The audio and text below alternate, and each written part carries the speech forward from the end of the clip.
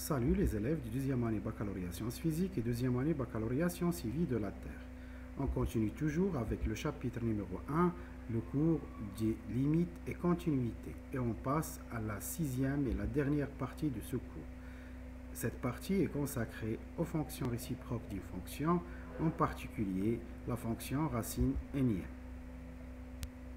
Donc, la fonction racine énième, on va commencer par une activité, soit f, la fonction numérique définie sur l'intervalle i, qui est l'intervalle 0 plus l'infini, par f de x, c'est x à la puissance n, avec n appartient à n étoile. On veut montrer que f admet une fonction réciproque définie sur un intervalle g à déterminer. Pour montrer que f admet une fonction réciproque, la propriété a deux conditions. F doit être continu et strictement monotone pour garantir l'existence de la fonction réciproque. Donc ici, f de x, c'est x à la puissance n, qui est continu sur R en général. En particulier, il est continu sur l'intervalle 0 plus l'infini, car c'est un polynôme. Maintenant, on passe à la monotone. Et pour cela, on doit calculer la dérivée de f. F est dérivable sur l'intervalle 0 plus l'infini. Et f' de x, c'est x à la puissance n' qui vaut n facteur de x à la puissance n-1. Puisqu'on travaille sur l'intervalle 0 plus l'infini, alors x à la puissance n-1 est positif, ce qui veut dire que f' de x est supérieur ou égal à 0. Alors f est strictement croissante sur l'intervalle i. Les deux conditions nous permettent de dire que f admet une fonction réciproque définie sur un intervalle j, tel que j égale f de i, f de l'intervalle 0 plus l'infini. Puisque la fonction est croissante, cet intervalle, il vaut l'intervalle f de 0, la limite quand x tend vers plus l'infini de f de x. f de 0, c'est 0, et la limite, c'est plus l'infini, donc j, c'est l'intervalle 0 plus l'infini. Alors, l'existence de la fonction réciproque est garantie. Pour trouver cette fonction réciproque, on doit appliquer normalement la remarque ou bien le résultat précédent, f de x égale y, ou bien f de y égale x tel que y appartient à i, équivalent à dire f moins 1 de x égale y tel que x appartient à f de i. Donc on commence par l'écriture de f de x en fonction de x et on veut trouver y en fonction de x.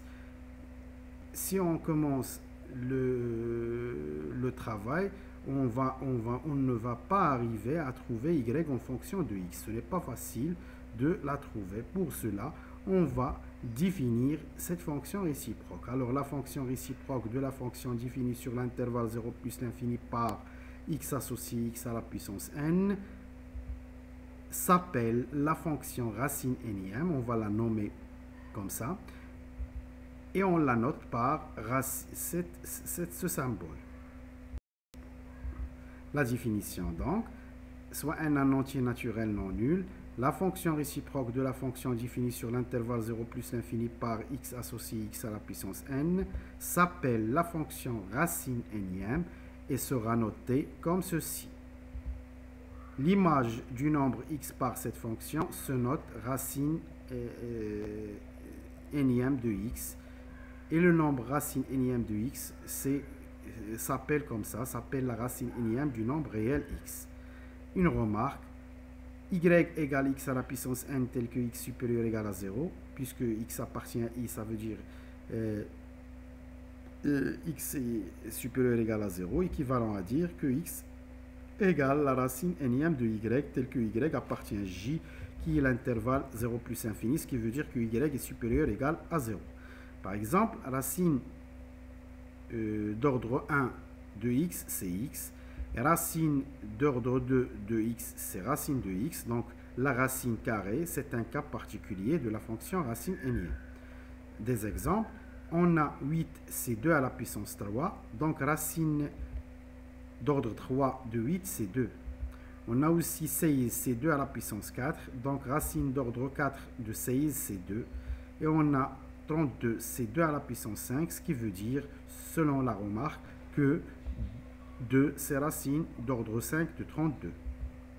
Propriété, le nombre, ou bien la fonction x associée racine énième de x est continue est strictement monotone sur l'intervalle 0 plus l'infini. Elle est même strictement croissante parce que puisque racine n de x c'est la fonction réciproque de la fonction x à la puissance n est continue sur l'intervalle i qui est 0 plus infini, alors racine n x est continue sur l'intervalle j qui est aussi 0 plus infini. Et puisque la fonction x à la puissance n est strictement croissante sur l'intervalle i qui est 0 plus infini, alors la fonction racine n x est strictement croissante aussi sur l'intervalle j qui est 0 plus infini aussi. Et on a la limite quand x tend vers plus l'infini de racine n de x, c'est plus l'infini. La courbe de la fonction racine n de x, puisque c'est la fonction réciproque de la fonction x à la puissance n, est le symétrique à la courbe de la fonction x à la puissance n par rapport à la première bisectrice du repère dans un repère orthonormé. Un exemple, la courbe de la fonction racine n dans le cas où n égale 4. Comme vous voyez ici, la fonction x à la puissance 4, sa courbe elle est en rouge. C'est une fonction usuelle, donc on pourra facilement tracer la courbe de la fonction x à la puissance 4. Il suffit de donner par exemple à x0 son image 0, si on donne à x1 son image est 1, si on donne à x2 son image c'est 2 à la puissance 4 qui est 16, et ainsi de suite jusqu'on puisse tracer la courbe en rouge. Puis on trace la première bisectrice du repère qui est la droite d'équation y égale x, et on trace le symétrique de la courbe en rouge par rapport à la droite y égale x, et on va trouver la courbe en bleu qui est la courbe de la fonction racine d'ordre 4 de x. Des propriétés, soit f une fonction définie est positive sur un intervalle j. Si f est continue sur i, alors la fonction racine n de f est continue sur l'intervalle i. C'est la même chose que la propriété de la racine normale. Pour montrer que la fonction racine n de f est continue, alors il faut que f soit continue et positif. La limite quand si la limite quand x tend vers x0 de f de x est L, et L est supérieur ou égal à 0, alors la limite quand x tend vers x0 de racine n de f de x, c'est racine n de L. Et si la limite quand x tend vers x0 de f de x c'est plus l'infini, alors la limite quand x tend vers x0 de racine n de f de x c'est aussi plus l'infini. Une remarque, les propriétés précédentes restent vraies aussi quand x tend vers x0 à droite ou à gauche, ou quand x tend vers plus ou bien moins l'infini. Ce n'est pas la peine de répéter la même propriété pour les limites à droite, puis pour les limites à gauche, puis pour les limites quand x tend vers plus infini, et pour les limites quand x tend vers moins l'infini. Donc ce sont les mêmes propriétés. Des résultats, quel que soit n appartient à n étoile, et quel que soit a appartient à R+, et b appartient à R+, racine n de a égale racine n de b, équivalent à dire a égale b. Cette propriété ne permet de résoudre les équations qui contiennent la racine n. Quel que soit n appartient à n étoile, quel que soit a appartient à R+, et b appartient à R+, racine n de a supérieure à racine n de b, équivalent à dire a supérieur à b. Et cette propriété ne permet de résoudre les inéquations qui contiennent la racine n. Quel que soit n appartient à n étoile, quel que soit a appartient à R+, racine n de a à la puissance n égale à la racine n de a, racine n de a à la puissance n égale à a. C'est-à-dire, c'est comme la racine normale, racine carré de a au carré, c'est a. Donc le carré enlève la racine carré. Maintenant, la puissance n enlève la racine n. Bien sûr, lorsque a est positif. Les opérations sur les racines n des propriétés mn, deux éléments de n étoile, a et b, deux éléments de R+, la racine n de a fois la racine n de b égale la racine n de a fois b. Donc, s'il y a le même ordre, on pourra rassembler les deux racines dans une seule racine. Si b est différent de 0, alors racine n de 1 sur b, c'est 1 sur racine n de b. Et racine n de a sur b, c'est racine n de a sur racine n de b. Maintenant, la racine, c'est une propriété maintenant très importante. La racine m, ou bien la racine d'ordre m de la racine n de a égale la racine d'ordre m fois n de a. Enfin, la racine de m d'ordre m fois n de a à la puissance m, c'est racine nème de a. Ça veut dire on pourra simplifier si m dans l'ordre il y a m et la puissance il y a m, on pourra les simplifier. Un exercice pour appliquer cela. Premièrement, on veut simplifier les deux nombres suivants, a et b. Puis on va résoudre l'équation racine cubique de 1 moins 1 sur x égale 1 sur 2. Et enfin, on va résoudre l'équation racine d'ordre 6 de 2x moins 3 est inférieure strictement à 2 en utilisant les propriétés précédentes.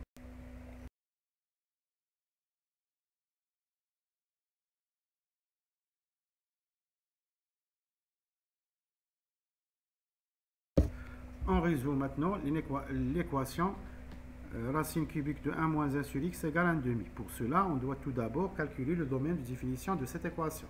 Le domaine de définition, c'est l'ensemble des x qui appartient à R tel que ce qui est à l'intérieur de la racine doit être supérieur ou égal à 0 et ce qui est en dénominateur doit être différent de 0. Alors, on résout l'équation 1 moins 1 sur x supérieur ou égal à 0 qui va donner x moins 1 sur x est supérieur ou égal à 0. Alors, on doit tracer le tableau de signes de cette expression. Bien sûr, qui contient le tableau de signes de x moins 1 et le tableau de signes de x. On va trouver ce tableau. On constate d'après ce tableau que le domaine de définition de E, c'est les deux intervalles moins l'infini 0 et 1 plus l'infini. Ce qui veut dire que D de E, c'est moins l'infini 0, union 1 plus l'infini. 0 est exclu parce qu'on a dans les conditions aussi que x est différent de 0. On résout maintenant l'équation racine cubique de 1 moins 1 sur x égale 1,5. Pour enlever la racine d'ordre 3, on va mettre à la puissance 3. A égale B, équivalent à dire A à la puissance 3 égale B à la puissance 3. Ce qui va donner racine cubique de 1 moins 1 sur x à la puissance 3 égale 1,5 à la puissance 3. Racine cubique de 1 moins 1 sur x à la puissance 3, la puissance va enlever la racine. Ça va donner 1 moins 1 sur x égale 1,5 à la puissance 3, qui vaut 1 sur 8. Alors, si on passe 1 sur x à l'autre côté, ça va donner 1 sur x égale 1 moins 1 sur 8, qui donne 1 sur x égale 7 sur 8. Alors, x égale 8 sur 7. Alors, 8 sur 7 appartient au domaine de définition de E. Alors, c'est la seule solution. Maintenant, on passe à l'équation. Pour résoudre l'équation racine d'ordre 6 de 2x moins 3 inférieur strictement à 2, il faut d'abord, bien sûr, calculer le domaine de définition de l'équation. D de I, c'est l'ensemble des x qui appartient à R, tel que 2x moins 3 doit être supérieur ou égal à 0, qui va donner 2x est supérieur ou égal à 3, alors x est supérieur ou égal à 3,5. Alors le domaine de définition de I, c'est 3,5 plus l'infini. Maintenant, on commence la résolution de l'équation dans cet intervalle. La racine d'ordre 6 de 2x moins 3 inférieure strictement à 2, on met dans la puissance à la puissance 6 a inférieur à b, équivalent à dire a à la puissance 6 inférieur à b à la puissance 6, ça va donner 2x moins 3 inférieur à 2 à la puissance 6. 2 à la puissance 6, ça va donner 67. Alors, si on passe 2 à l'autre côté, on va trouver x inférieur strictement à 67 sur 2.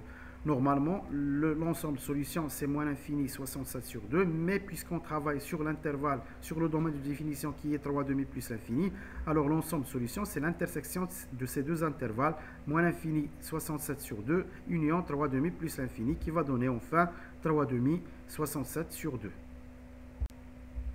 Maintenant, on passe à la puissance rationnelle d'un nombre réel strictement positif. La définition, soit x un nombre réel strictement positif et r un nombre rationnel non nul.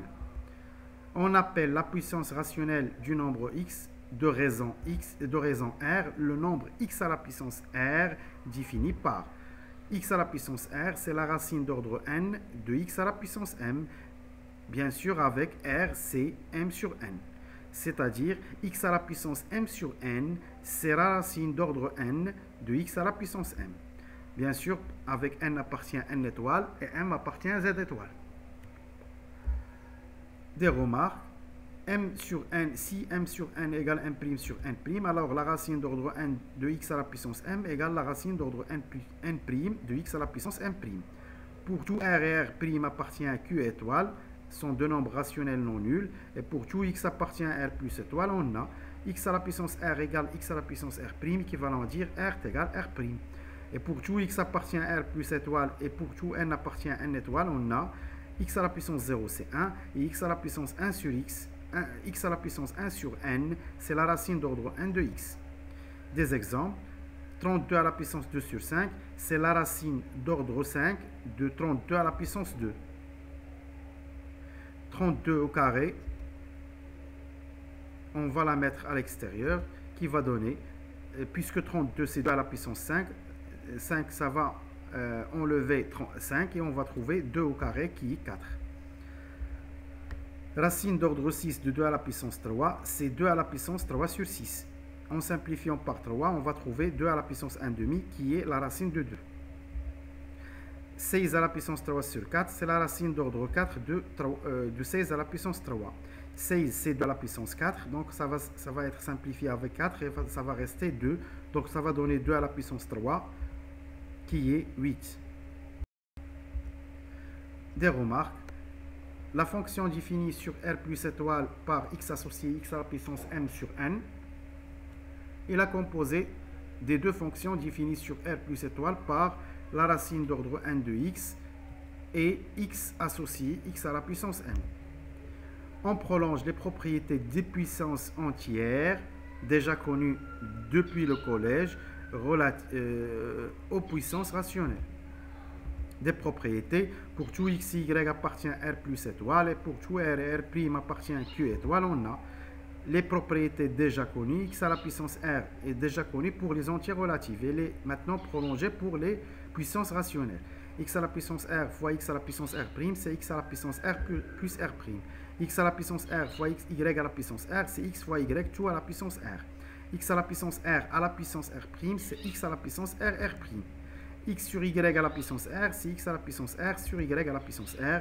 Et x à la puissance moins R égale 1 sur x à la puissance R. Enfin, x à la puissance R sur x à la puissance R', c'est x à la puissance R moins R'.